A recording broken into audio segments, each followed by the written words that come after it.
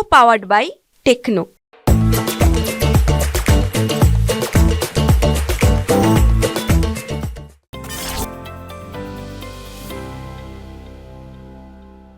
Stock x ray, यहाँ पर हम बात करेंगे Bajaj housing versus other housing companies, क्योंकि हमने देखा बजाज हाउसिंग फाइनेंस के शेयर में एक ज़बरदस्त मूवमेंट देखने के लिए मिला। 70 रुपये पर आईपीओ का इश्यू प्राइस था और वहाँ से ये काउंटर अब लगभग 180 रुपये पर आ चुका है। ज़बरदस्त लोगों ने पैसा बनाया जिनको आईपीओ में एप्लीकेशन मिली। लेकिन अब कंसर्न यही उठता है कि जो कंपनी आईपीओ के रूट से आ रही है उसको इतनी अच्छी वैल्यूएशन मिल रही है, जो कि लेकिन जो मार्केट में ऑलरेडी लिस्टेड है, क्या उसको उतनी वैल्यूएशन मिलनी चाहिए? क्या वो शेयर बढ़ेंगे या जो आईपीओ में आया है ये इस वैल्यूएशन को जस्टिफाई कर पाएगा और इन्हीं वैल्यूएशन पर रुक पाएगा? बजाज हाउसिंग फाइनेंस की बात करते हैं, एक पूरी शीट देखते हैं। 1,51,000 करोड़ रुपए की इनकी मार्केट कैप हो गई है कल की क्लोजिंग के अनुसार, और एयूएम इनका करीब 91,000 का, और बुक वैल्यू केवल 15 रुपये है। तो price to book value ratio almost more than 10 हो चुका है। वहीं एलआईसी हाउसिंग की बात करें, उनका एयूएम करीब 2,86,000 करोड़ रुपए का, लेकिन मार्केट कैप कुल 37,000 करोड़ की है और बुक वैल्यू 572 की है, जो कि प्राइस टू बुक वैल्यू के हिसाब से बहुत सस्ता चल रहा है शेयर। पीएनबी हाउसिंग का भी यही हाल है, आधार हाउसिंग, एप्टस वैल्यू, इसी तरह से बहुत सारी कंपनीज हैं। समीर सर, आप बात भी कर रहे थे बजाज हाउसिंग फाइनेंस पर, और मैं इसीलिए इस टॉपिक पर डिस्कस नहीं किया क्योंकि मुझे इसको थोड़ा सा डिस्कशन में लेकर आना था। सर, बजाज हाउसिंग 1,51,000 करोड़ रुपए की मार्केट कैप, और मैं आपको बाकी इतनी सारी कंपनियां बताता हूं, LIC housing, PNB housing, Aadhaar housing, Aptus value, Aavas finance, Canfin home, home first, Repco home, GIC housing, इन सब की मार्केट कैप मिलाकर 1,51,000 करोड़ रुपए नहीं बैठ रही है, 1.51 लाख नहीं बैठ रही है, इनकी सबकी मार्केट कैप मिलाकर 1.42 लाख करोड़ बैठ रही है। सर, आपको क्या लगता है, बजाज हाउसिंग टिकेगा या ये सारे बढ़ेंगे? So can it be a combination of both? शायद बजाज फाइनेंस थोड़ा ज्यादा ही रन अप हुआ है क्योंकि फ्री फ्लोट इसमें बहुत कम है, right? Free float will increase जब जो लॉक इन पीरियड्स है will come to an end for specially for some of the जो एंकर इन्वेस्टर्स है या व्हाटएवर। सो अगर जब फ्री फ्लोट थोड़ा इंक्रीज होगा तो may be some selling will come, क्योंकि रैशनैलिटी नहीं है वैल्यूएशन में। 6 times for a housing finance company, however good you are, is not justifiable. I think let's go back 2 years. 2 years जहाँ HDFC was still a listed company, it was a housing finance company. उनको इतने valuation नहीं मिलते थे जो Bajaj finance को मिले, and I think HDFC did a phenomenal job of how lending from the housing sector's point of view. Secondly, can we also say कि दूसरे हाउसिंग फाइनेंस कंपनीज अंडरवैल्यू है? बिल्कुल, we can definitely say कि दूसरे housing finance companies में run up हो सकती है। of course वो valuation gap will never come to the same, क्योंकि जो बजाज हाउसिंग फाइनेंस की रिटर्न प्रोफाइल्स है are far better than that of the other companies. For example, LIC housing finance का ROE फिलहाल 12% है, PNB का about I think 14 या 15% है। So when you talk about these other companies, अभी एक कंपनी जो हम रेकमेंड करते हैं लोगों को, and I have an exposure, सम्मान capital, also in housing finance, erstwhile Indiabulls housing finance को चलते थे। अगर if we look at it, इनके रिटर्न प्रोफाइल्स थोड़े कम है, but they will also keep increasing। और secondly, competition ये स्पेस में काफी हाई है। बजाज फाइनेंस, अगर आप इतने NIMS you are able to achieve, it is because you are taking थोड़ा risk on the book. Of course that risk has worked out well for you क्योंकि आपकी NPS काफी low है, but that's not the case. It's not necessary it remains the thing going forward. तो वो आपको देखना चाहिए। But would I be buying Bajaj Housing Finance? No. Will I say correction होगा? I think it is very much due. But I also believe कि other housing finance companies में valuation comforts है और वो बढ़ सकते हैं।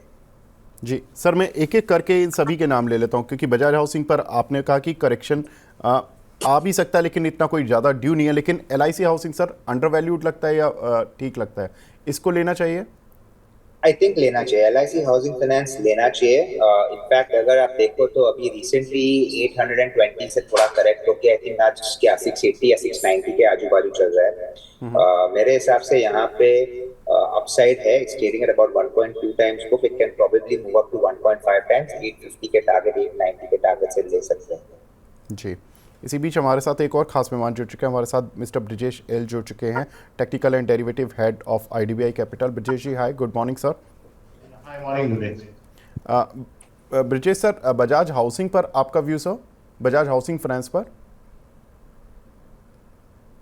आई थिंक लिस्टेड गेन्स तो सभी को मिल चुके हैं, तो थोड़ी प्रॉफिट बुकिंग की उम्मीद है। मुझे लग रहा है कि ये 150 के आसपास, या तो हो सकता है 150 एक बार ब्रेक करे। प्रिसाइज नहीं बता सकता, बट देन डेफिनेटली मेरा व्यू है कि वो प्रॉफिट बुकिंग करे, थोड़ा सा इसको सेटल होने दीजिए। एक बार आएगा ये नीचे थोड़े 150 के आसपास, कहीं ना कहीं हो सकता है प्रॉफिट बुकिंग डेफिनेटली मैं एक्सपेक्ट कर रहा हूँ इसमें। तो पोजिशंस जब नीचे आएगा 150 के आसपास, 150 140 के आसपास, तो रिव्यू करेंगे। बट डेफिनेटली ये प्राइस पे मैं बाइंग की सलाह नहीं दूंगा, थोड़ा करेक्शंस के बाद हम रिव्यू करेंगे इसको। जी समी सर, आई नो कि आपको थोड़ा फ्री होना है सर। मैं आपसे एक लास्ट क्वेश्चन पूछ रहा हूँ। ये बहुत सारी कंपनीज है, PNB housing, Aadhaar housing, Aptus value, Aavas fin, Canfin home, home first, Repco home, GICN, Sammaan capital. इन सभी में सर आपकी टॉप पिक जो आपको लगता है कि valuation wise, comfort wise, price to book value ratio के हिसाब से सब कुछ ठीक है? सम्मान कैपिटल हमारा टॉप पिक है उसमें, Okay. फॉर सिंपल रीजन कि it is first of all trading at 0.6 time book value, तो डाउनसाइड रिस्क बहुत कम है। Okay. Second, Sammaan capital is now not Indiabulls promoted anymore, अभी it is professionally run and it is being it is owned by private equities, LIC and all of these large institutions जो board representation लेके planning कर रहे हैं। They are also expanding into co-lending business, जहाँ पे उनको एक benefit आती है co-lending में, where if you originate the loan or you lend it along with a bank, 20% या 30% आप lend करोगे, 70% बैंक lend करेगी, और जो 70% बैंक जो lend करती है उस पे भी आपको 1.5 या 2% तक इनकम मिल सकती है, because you are doing the collections, you're doing the all of the activities of जो करनी चाहती है, so banks don't mind giving you something from that. So we believe that they will be able to get superior ROEs going forward. उनके फिलहाल तो ROEs काफी खराब है। उनके they are focusing on reducing जो existing loan book है to shifting to an entirely new loan book, जो कहते हैं कि 1 year में हो जाएगा, and then they are going to grow at about 30% plus per year. तो मेरे हिसाब से वहाँ पे एक re-rating हो सकती है।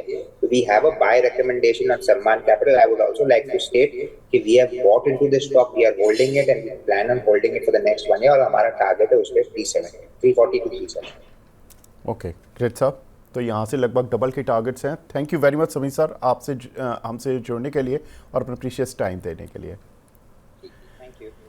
ब्रिजेश सर, मैं आपके पास आना चाहूँगा इसी पूरे मुद्दे पर, क्योंकि इसमें हमने बहुत सारी हाउसिंग फाइनेंस कंपनीज़ को लिया है वर्सेस बजाज हाउसिंग को लिया। बजाज हाउसिंग की वैल्यू अब उतने लेवल पर पहुँच चुकी है in terms of market cap जितनी इन सभी कंपनियों की मिलाकर नहीं बैठ रही है। LIC, PNB housing, Aadhaar housing, Aptus value, Aavas, Canfin home, home first, Repco home, GIC।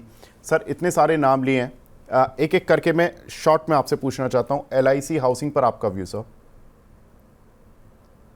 I think long term के नजरिए से हमारा व्यू पॉजिटिव है। मुझे लगता है कि जिस हिसाब से ये ट्रेडिंग कर रहा है, जो एक 600 650 का जो लेवल है, काफी स्ट्रॉन्ग बेस है LIC हाउसिंग फाइनेंस के लिए।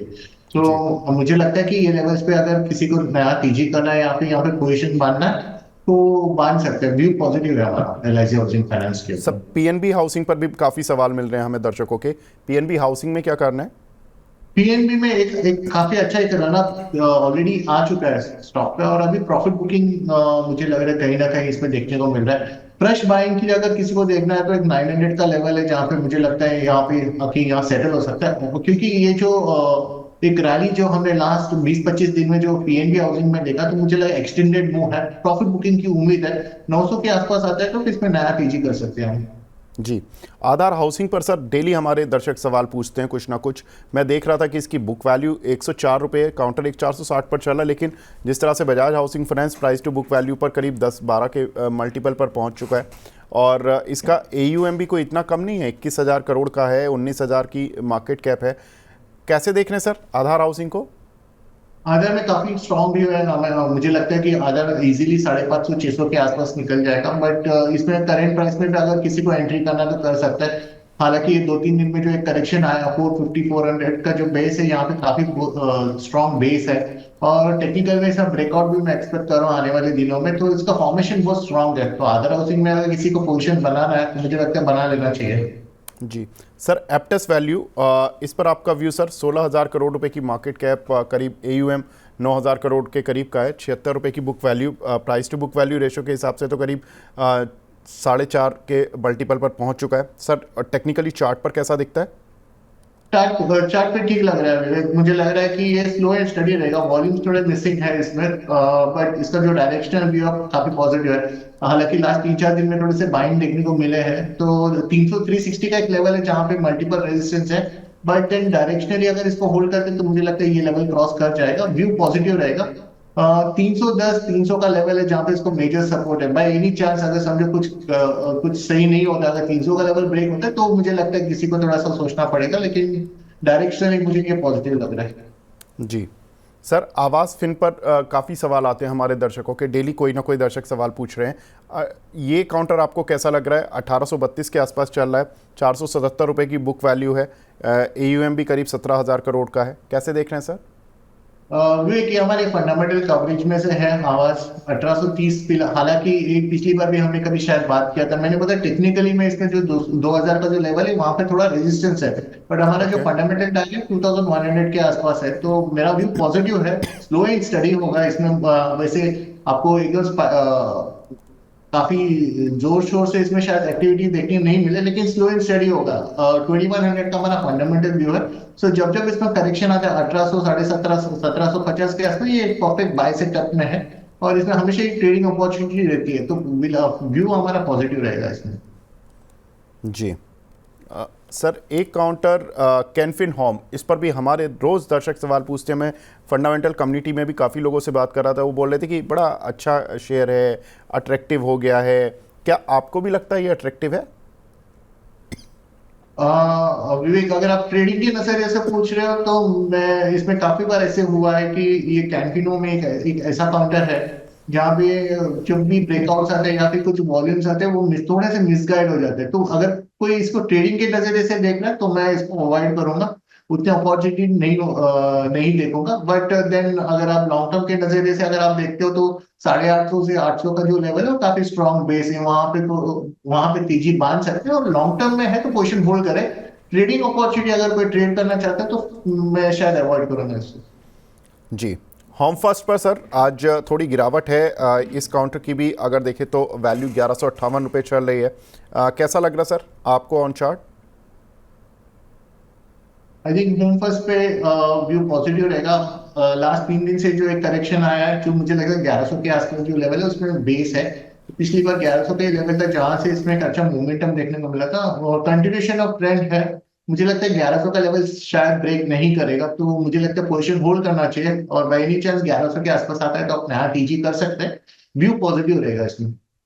जी, रेपको होम सर, ये काउंटर भी काफ़ी चला है, और अगर हम देखें तो 3481 करोड़ रुपए की मार्केट कैप हो गई है, AUM लेकिन 13,000 करोड़ का है, बुक वैल्यू भी अच्छी है इसकी 463, और अपनी बुक वैल्यू से ज़्यादा ऊपर नहीं है ये काउंटर, 554 रुपये के आसपास चल रहा है। कैसे देखना चाहिए सर इस काउंटर को? विवेक, मैं नाम मिस कर गया, कौन से Repco home sir, Repco home. I think Repco का भी अगर आप चार्ट देखते हो तो चार्ट पे थोड़ा सा डिस्ट्रीब्यूशन ऑफ प्रॉफिट बुकिंग, मुझे लग रहा है शायद 580 का जो लेवल है वहां से थोड़ा सा प्रॉफिट बुकिंग आ रहा है काउंटर में, तो थोड़ा सा और एक हल्का 520-500 तक का एक प्रॉफिट बुकिंग हो सकता है। मुझे मेरा ये मानना है कि अगर इसमें ये पर्टिकुलर रेपको होम फाइनेंस में अगर पोजीशन है तो थोड़ा सा अगर इन द मनी है, अगर आपको प्रॉफिट मिल रहा है तो एक बार प्रॉफिट मान ले, ये 500 के आसपास आने की ज्यादा उम्मीद है। जब ये 500 पे आएगा अगर वो होल्ड करता है तो फिर हम वापस इसमें री एंटर कर सकते हैं, नहीं तो एक बार उसमें रिव्यू कर लेना चाहिए पोजीशन को, थोड़ा कॉशियस व्यू रहेगा रेपको पे। जी, last counter sir GIC housing, यहाँ पर 340 रुपये की बुक वैल्यू है। ये काउंटर ऐसा है जो अपनी बुक वैल्यू से नीचे चल रहा है, 248 रुपये की रेंज पर चल रहा है।